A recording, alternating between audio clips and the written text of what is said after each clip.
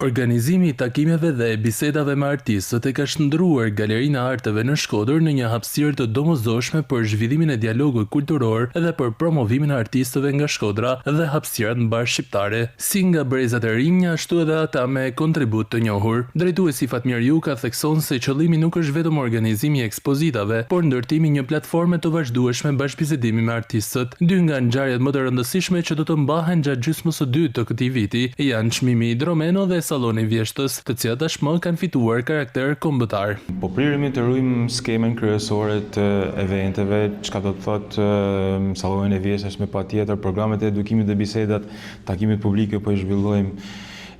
Mirëpresim edicionin e rradhës të ri për këtë vit të çmimit Hidromeno, artit bashkëkohor shkodran Hidromeno.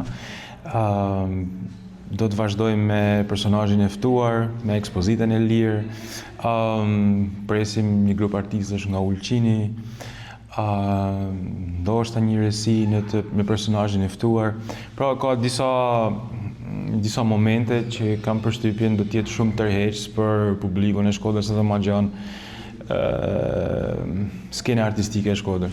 Hidromeno, Shkodra, mbretëresha e arteve dhe artistët e Alpeve shqiptare ishte ekspozita më e re që mirëpriti Galeria e Arteve në Shkodër, ndërkohë që ajo pritet të pasohet nga të tjera në vazhdim.